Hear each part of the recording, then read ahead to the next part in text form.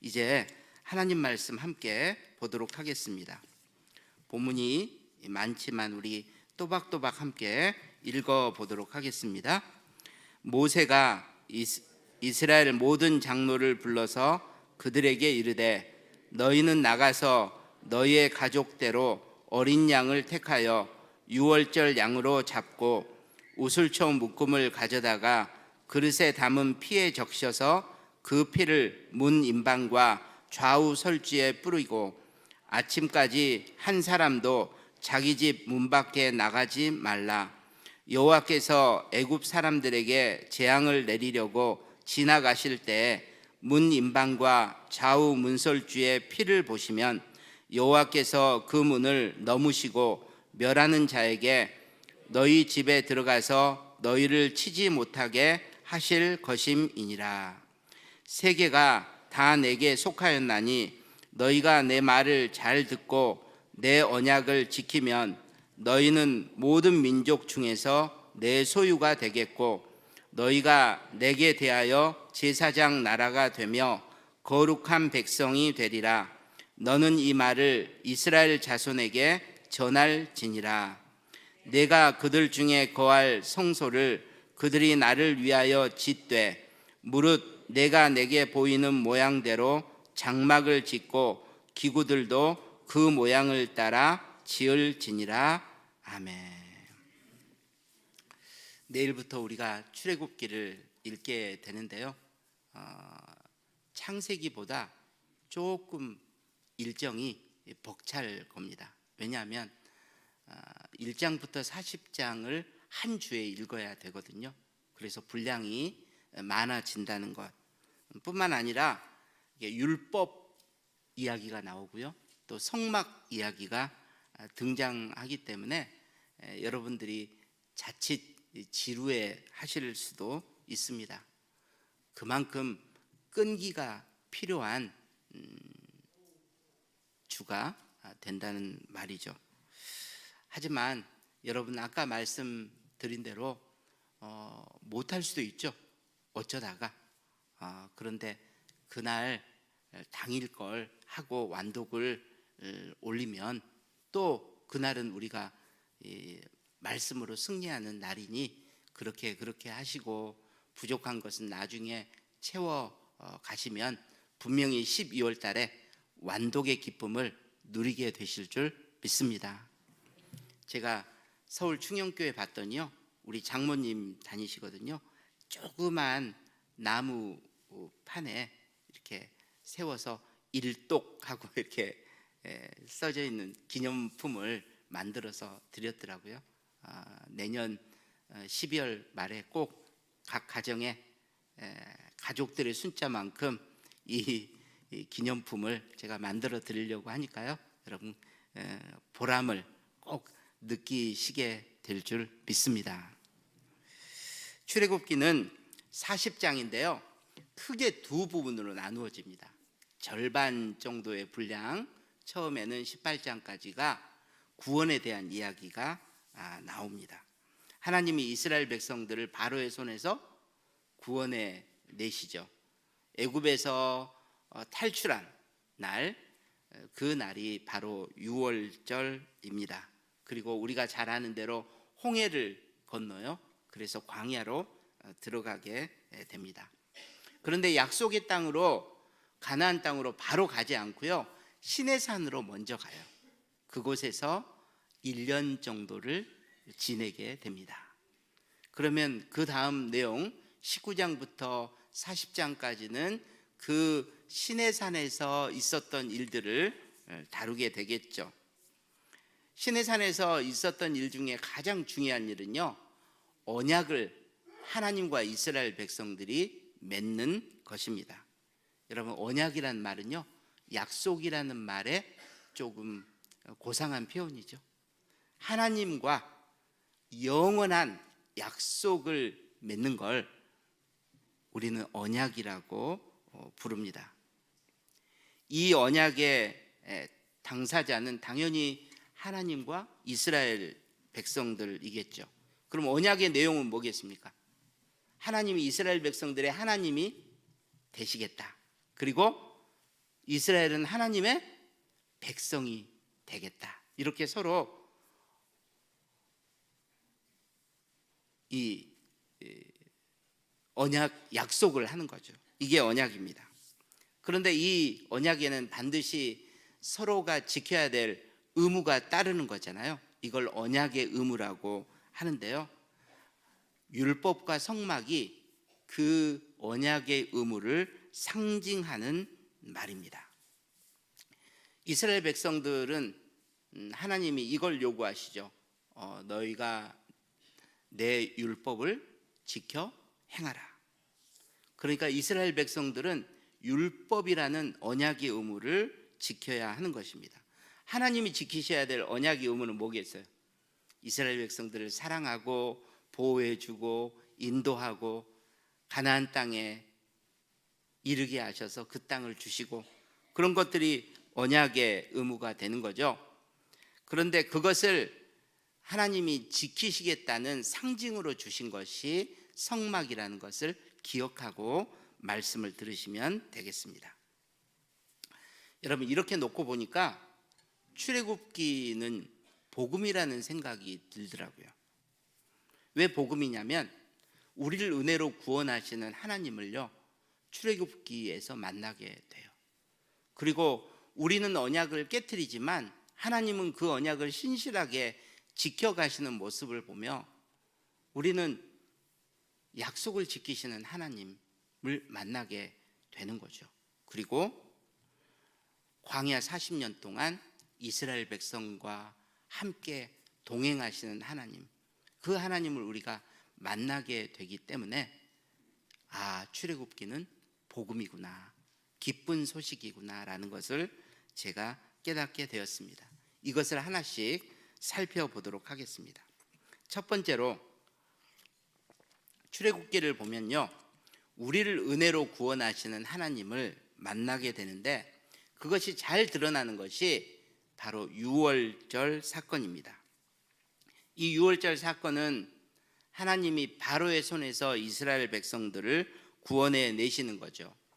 이것은 창세기 12장 2절 3절에서 하나님이 아브라함에게 약속하셨던 그 약속을 하나님이 기억하고 계시고 그것을 이제 성취해 가시겠다는 그런 의지가 담겨 있는 사건입니다. 2절 3절 읽어볼까요? 내가 너로 큰 민족을 이루고 땅의 모든 족속이 너로 말미암아 복을 얻을 것이라. 하나님의 계획은 뭐였습니까? 모든 민족에게 복을 주시는 것이었습니다. 그 복은 물질적인 복이 아니라 영적인 복, 구원을 의미합니다. 하나님이 이 계획을 가지고 지금 그것을 성취해 나가고 계시는 거예요.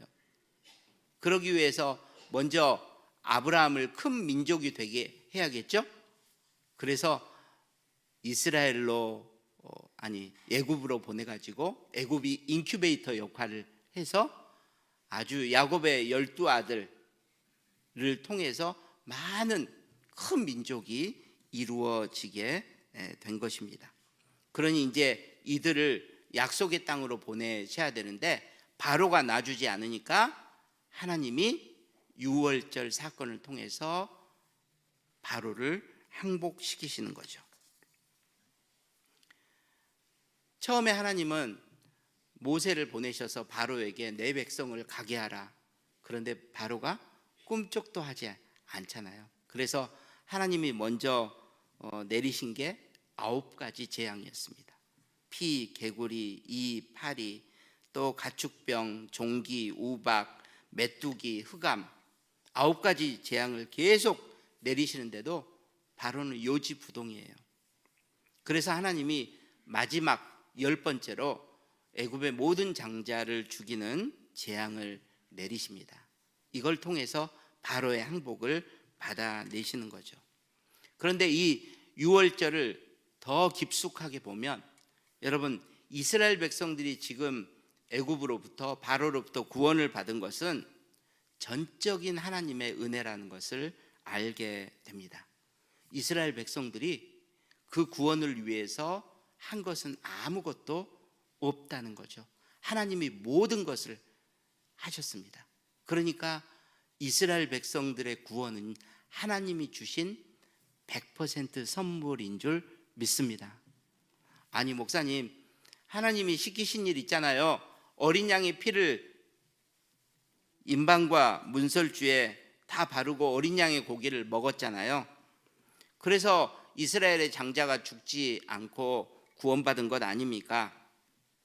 여러분, 이것을 이스라엘 백성들이 그 유월절이라는 구원에 뭔가 기여를 하신 것으로 생각하면 안 돼요. 이것은 행위가 아니라요, 믿음입니다. 무엇을 믿은 것입니까? 하나님이 어린 양의 피를 보면 그 집에 재앙을 내리지 않고 넘어갈 것이니 그 피를 임방과 문설주에 바르라 하신 그 약속의 말씀을 뭐 한 거예요? 믿은 거예요. 나를 위해서 희생될 어린 양의 피, 그 피의 능력을 믿은 것입니다. 그러므로 이스라엘 백성들은 하나님이 행하신 구원에 아무것도 보탠 것이 없다는 것입니다. 하나님이 행하신 구원을 믿은 거예요. 하나님이 행하시는 그 구원의 방법을 완전히 신뢰한 것입니다. 그런 의미에서 본다면 이날 희생되었던 유월절 양, 그 양은 아무런 잘못이 없잖아요. 이스라엘의 장자를 대신해서 죽은 거잖아요. 그 유월절 양은 앞으로 오실 예수 그리스도를 미리 보여주는 모형이 된다는 사실입니다. 그래서 고린도전서 5장 7절에 이런 말씀이 나오죠. 다 함께 읽겠습니다. 우리의 유월절 양 곧 그리스도께서 희생되셨느니라. 아멘. 예수님은 유월절 양이셨습니다. 그러니 이스라엘 백성들도 이 유월절 양을 통해서 하나님이 미리 보여주신 예수 그리스도를 믿고 구원받았다고 말할 수 있는 거죠. 그런데 우리가 주목해야 될 것이 있어요. 이 유월절 날 구원받은 사람들이 도대체 누구냐는 거죠. 출애굽기 12장 37절 38절을 보면 37절에서 분명 장정만 60만 명인 이스라엘 백성들이 구원받은 게 사실이에요.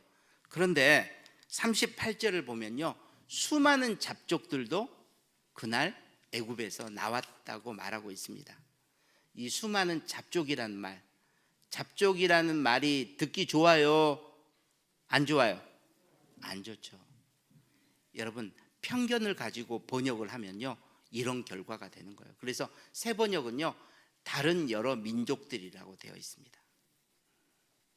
이스라엘 백성들만 구원받은 것이 아니라 많은 민족들이 함께 구원을 받은 거예요. 저는 나중에 개역 개정이 또 개정되면 이 부분은 반드시 바뀌어야 한다고 생각을 합니다. 그렇다면 이 사람들은 도대체 어떻게 나오게 됐을까요? 아마도 상상을 해보면 이스라엘 민족과 친했던 사람들인 것 같고요, 이스라엘 백성들이 하는 말을 듣고 자기들도 어린 양의 피를 문설주와 임방에 발랐던 사람들일 것 같습니다. 여러분, 만약 그랬다면요, 그 집의 장자는 살았겠어요? 죽었겠어요? 살았겠죠. 그래서 하나님이 어떤 분이신가를 알고 이스라엘 백성들을 따라서 나온 사람들이 아닐까 생각을 해보는 것입니다. 어쨌든 이 출애굽기는요, 유월절 날 하나님의 은혜로 어린 양의 피로 많은 민족이 구원을 받은 것을 우리에게 보여주고 있습니다.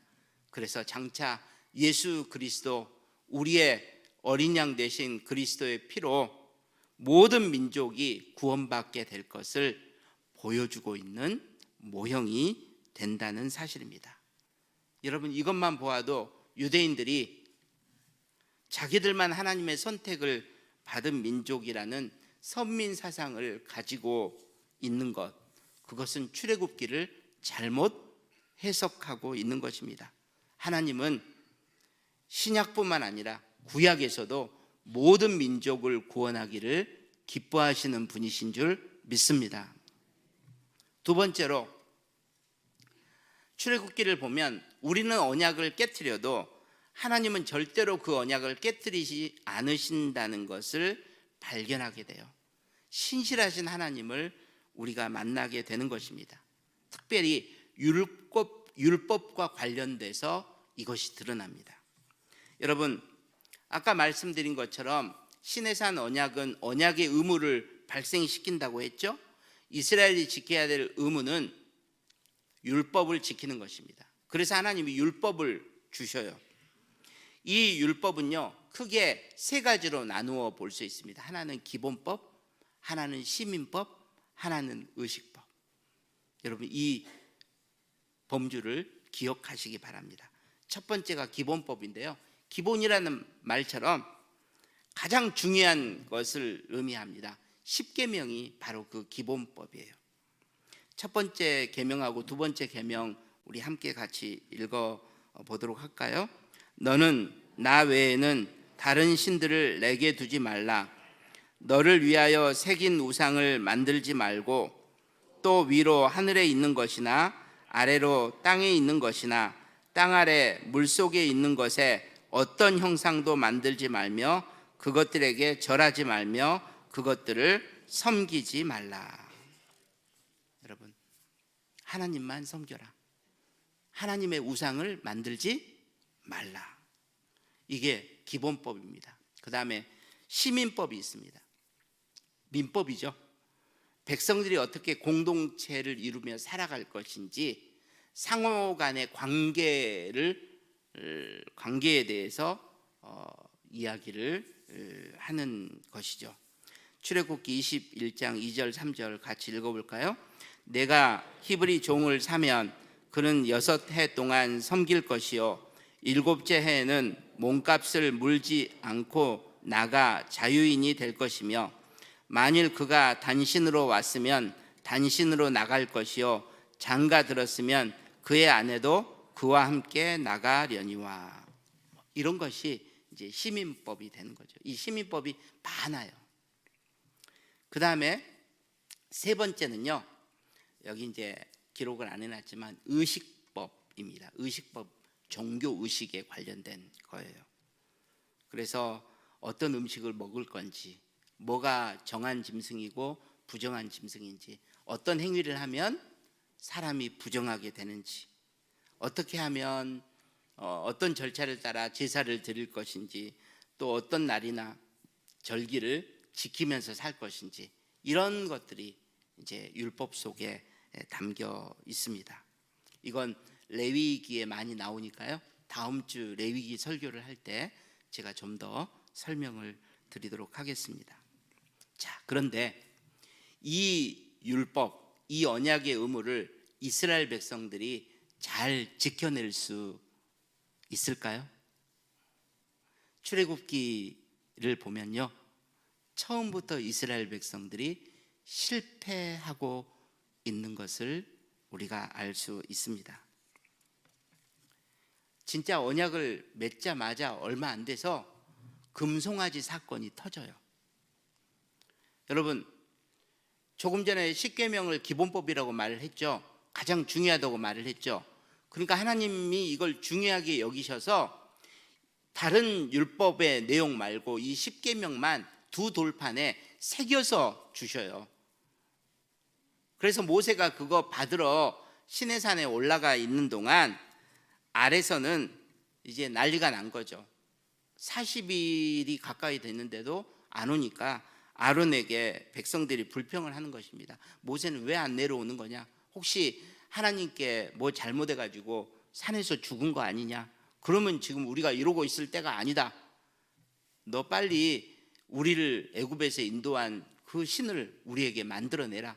우상을 만들자는 겁니다.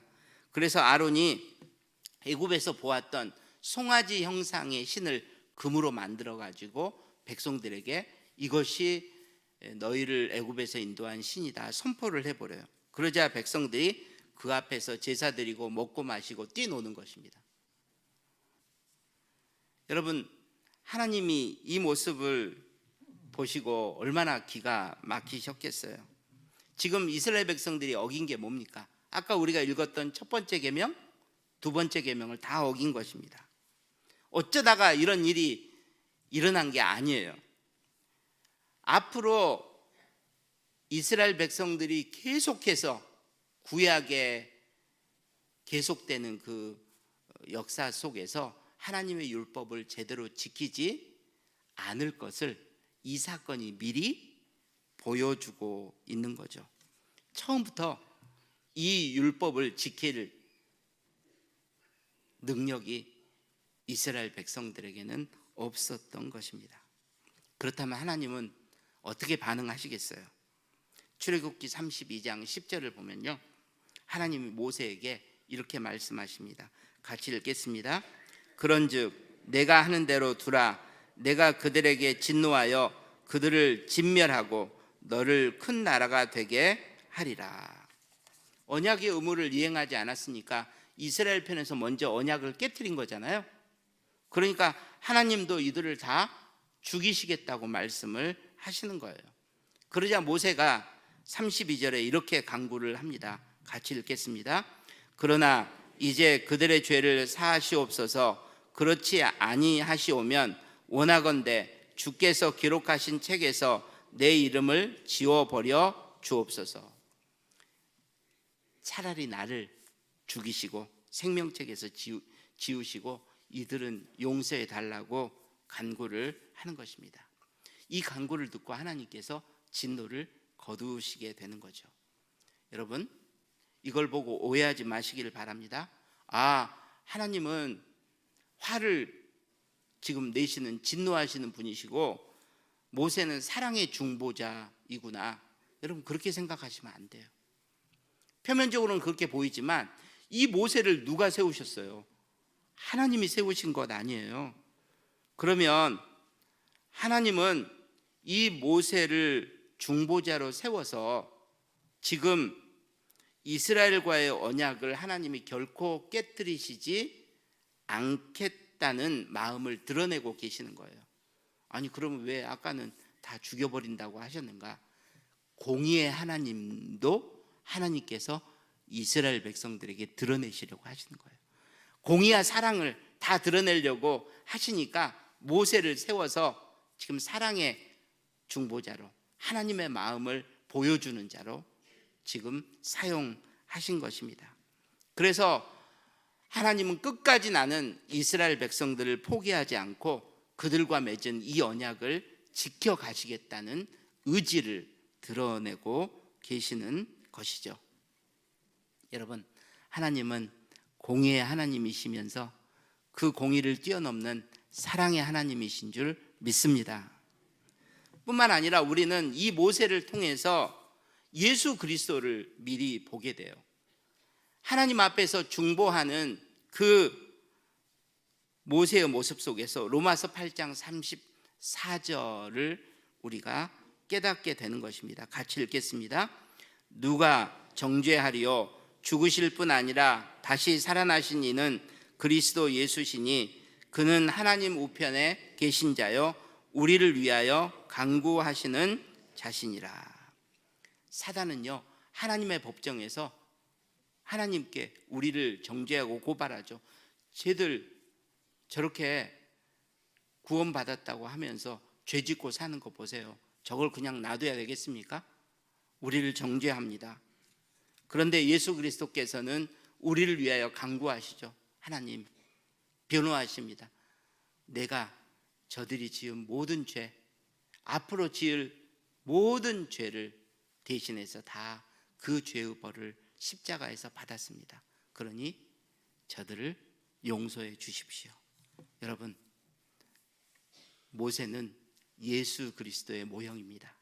뿐만 아니라 구약의 하나님은 신약의 하나님과 절대로 다른 분이 아니라는 사실입니다. 신약의 하나님처럼 구약의 하나님은 절대로 우리를 포기하지 않으시고 끝까지 언약을 지키시는 분이신 줄 믿습니다.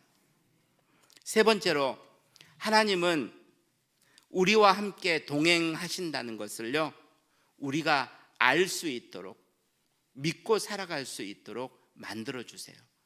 출애굽기에서 성막을 보면 우리가 이것을 깨닫게 됩니다. 여러분, 성막은 다음 주 또 레위기에 더 다룰 것이기 때문에 오늘은요, 하나님이 어떤 의미로 성막을 주셨는지 가장 기본적인 의미를 함께 이렇게 나눠 보려고 합니다. 그러려면 이제 이 설명을 들으셔야 돼요. 여러분, 하나님은 영이시죠? 눈에 보여요, 안 보여요? 안 보여요. 여러분, 우리가 눈으로 하나님을 볼 수가 없어요. 이스라엘 백성들도 마찬가지입니다. 반면에 다른 민족들, 이방인들은 어떻게 하죠? 눈에 보이진 않는 하나님을 눈에 보이는 우상으로 만들어서 보기도 하고 만지기도 하고 그러는 거예요. 하지만 하나님은 자기의 우상은 만들지 말라고 하셨잖아요. 그러니까 이스라엘 백성들 입장에서는 답답해요, 안 답답해요? 답답하죠. 눈에 보이지 않는 하나님을 믿고 살아가라고 하니까. 자, 이런 맥락에서 지금 하나님이 성막을 만들라고 하신 말씀을 이해해야 됩니다. 출애굽기 25장 8절 보세요. 하나님이 뭐라고 하시냐면, 내가 그들 중에 거할 성소를 만들라고 하세요. 여러분, 내가 그들 중에, 그 다음 뭐라고요? 거할. 내가 그들 중에 살겠다는 거예요. 우리는 보통 성소하면 성전이 떠올라 가지고요,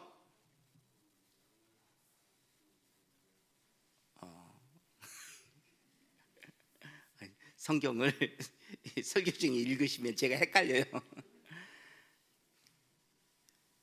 출애굽기 25장 8절에 나오는 내가 거하겠다. 성전은요, 우리가 예배 드리는 곳, 제사 드리는 곳, 딱 그렇게 인식이 되잖아요. 성막도 그렇고. 그런데 그것 이전에 성막이 의미하는 것은요, 내가 그들 중에 뭐 하겠다고요? 거하겠다는 거예요. 살겠다는 거예요. 그러니까 성막은 집이에요. 하나님의 집. 그런데 이 집은 어떻게 지어졌느냐? 그 다음에 보세요. 장막이라는 표현이 나오잖아요. 장막은 텐트를 말합니다. 화려한 건물을 지으라고 하신 것이 아니라 텐트를 지으라고 하나님께서 말씀하고 계시는 거예요. 그러니까 성막은 가장 기본적인 의미가 하나님이 사시는 텐트였다. 이걸 여러분들이 생각하셔야 돼요. 그래서 성막을 보면 텐트처럼 생겨 있죠? 천막하고 같아요. 근데 보통의 텐트는 방이 하나 있고요, 식구가 많으면 방이 2개가 돼요. 그래서 큰 텐트는요, 내소, 외소, 이 2가지 방으로 구분이 돼요. 하나님의 집도 2개로 구분이 돼요.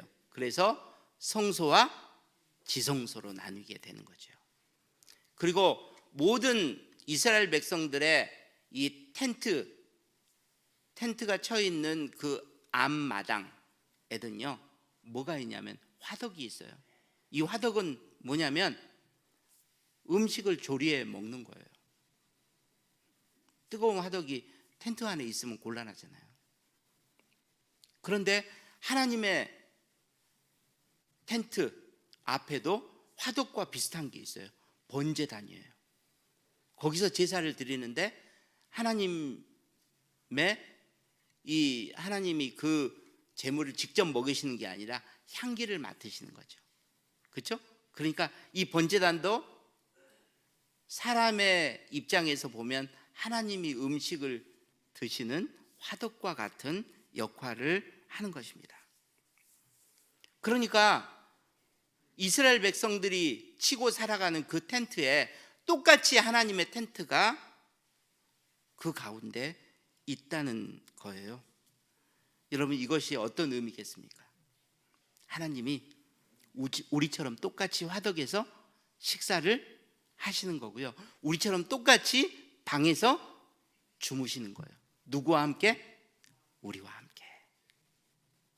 그러니까 성막의 가장 기본적인 의미는요, 나와 함께 하시는 하나님이에요. 그런데 여러분 생각해 보세요. 성막을 만드시고 하나님이 이스라엘 백성들이 광야 40년 동안 불평하고 원망하고 진짜 반역까지 하는데도 하나님이 한 번도 이스라엘 백성들 밖으로 성막을 가지고 나가서 이제 너희들과 안 살아, 하나님이 그러신 적 있어요, 없어요? 없어요.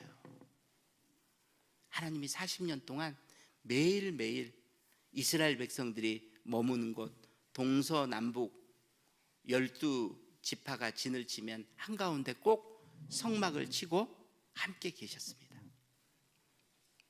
이동을 할 때는, 행진을 할 때는 그 성막의 가장 중요한 언약궤가, 성막은 다 걷었으니까 언약궤가 앞서 나가서 이스라엘 백성들 인도하신 거죠. 그러므로 이스라엘 백성들 입장에서는요, 동서남북 그들이 어디에 있건 가운데를 보면 무조건 하나님의 텐트가 쳐져 있는 거예요. 이걸 통해서 하나님이 변함없이 우리와 함께 계시는구나를 깨닫게 되었던 것입니다. 사랑하는 여러분, 성막을 통해서 하나님은 어떤 광야 길을 우리가 걸어간다 할지라도, 비록 우리가 하나님을 실망시켜드리고 아프게 한다고 하더라도 우리와 늘 함께 계시는 하나님, 우리 편이 되어주시는 하나님을 발견하게 되는 줄 믿습니다. 우리에게도 이런 성막이 있었으면 좋겠다, 걱정하지 마세요.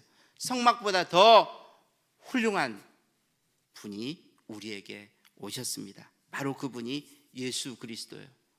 눈에 보이지 않는 하나님을 우리가 눈으로 볼 수 있도록 만들어 주신 분이 예수 그리스도입니다. 그래서 사도 요한은 이 출애굽기에 나오는 이 성막이 바로 예수 그리스도를 미리 보여주는 모형이라는 것을 알고 이렇게 성경을 쓰고 있습니다. 요한복음 1장 14절을 보도록 하겠습니다. 같이 읽도록 하겠습니다. 시작.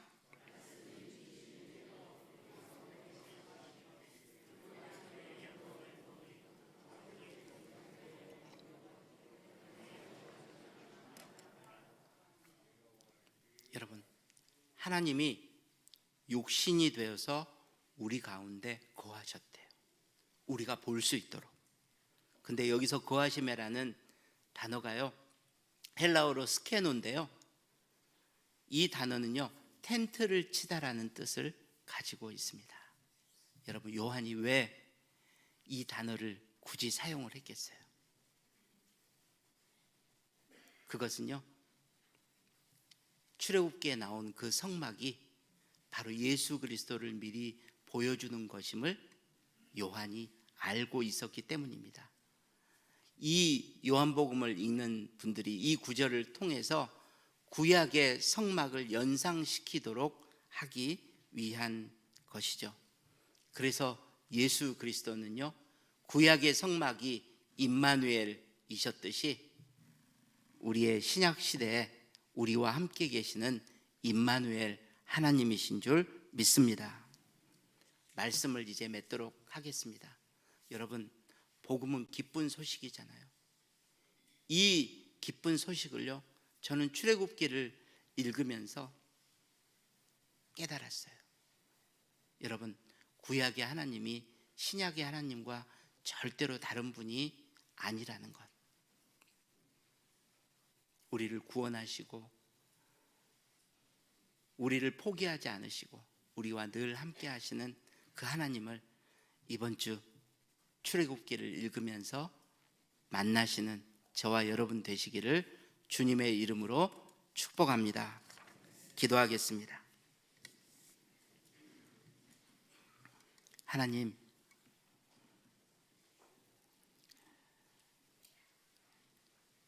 말씀을 매일매일 읽는다는 것이 결코 쉬운 일이 아니라는 것을 우리가 많이 체험하고 있습니다.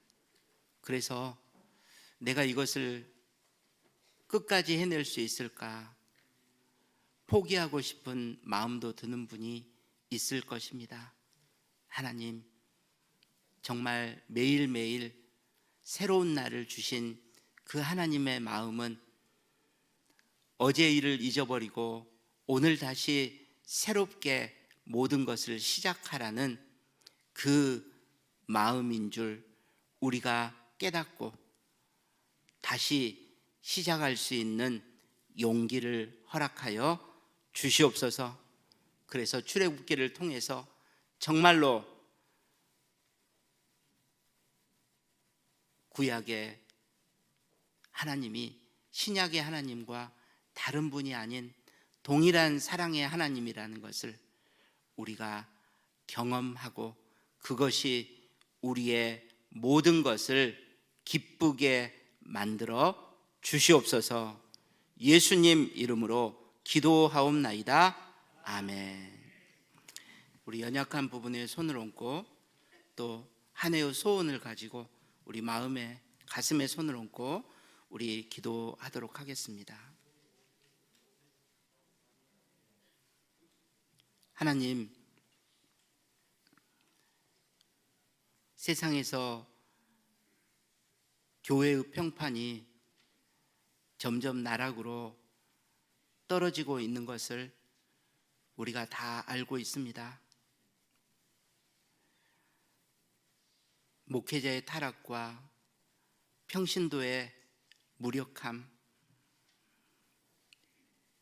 이 세상 사람들이 보기에 정말로 교회가 도덕적으로 자신들보다 더 나은 것이 없다는 것을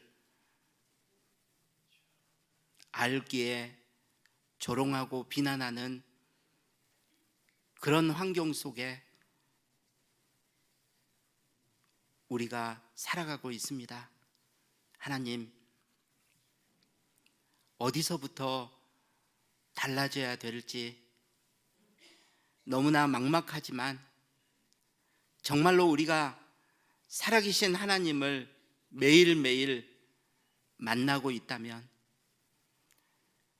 분명히 우리의 삶은, 우리의 가치관은 세상 사람들과 달라지게 될 줄 믿습니다. 그래서 시작한 성경 통독 운동이기에 우리 사랑하는 성도들이 정말로 첫 결심을 한 것을 끝까지 지켜나갈 수 있도록 매일매일 우리를 격려하여 주시옵소서. 포기하는 사람 한 사람도 없도록 우리 모두의 마음속에 정말로 비장한 각오를 허락하여 주시고 세상 사람들과 다르게 살겠다는 거룩한 자존심으로 충만케 하여 주시옵소서. 아버지여, 이 시간 우리의 모든 연약함을 주님 앞에 고백합니다. 전능하신 하나님, 우리를 고치시는 여호와 라파 하나님께서 사랑하는 성도들의 간구에 응답하여 주시옵소서. 머리끝부터 발끝까지 우리를 새롭게 하시고 우리를 고치시고 온전케 하여 주시옵소서. 하나님, 우리 사랑하는 성도들이 새해 주님 앞에 올려드리는 간절한 소원이 있습니다. 아버지, 그것이 자신의 인생에 관한 것이든지 자식에 관한 것이든지 정말로 가족들에 관한 것이든지 공동체에 관한 것이든지 하나님, 우리의 소원을 들으시고 주님이 선하게 응답하여 주시옵소서. 우리는 주님 앞에 아뢰일 뿐이지만 주님은 우리에게 무엇이 필요한지, 무엇이 가장 좋으신 것인지 아시는 분이시오니 아버지여, 주님이 우리에게 좋은 것으로 응답하여 주시옵소서. 이 시간 드려진 예물 주님이 꼭 기억해 주시기를 원하옵고 예수님 이름으로 기도하옵나이다. 아멘. 이제는 우리 주 예수 그리스도의 은혜와 우리 하나님 아버지의 극진하신 사랑하심과 성령님의 감동 감화 충만 교통 역사하심이 오늘도 주 앞에서 출애굽기 말씀을 통해 새롭게 나를 사랑하시는 그 하나님을 만날 기대를 가지고 돌아가는 사랑하는 모든 성도들 머리머리 위에, 북문의 모든 선교사님들 가정과 사역 위에, 온 세상 흩어진 북문의 모든 지체들 머리머리 위에 이제부터 영원까지 함께 있을지어다. 아멘.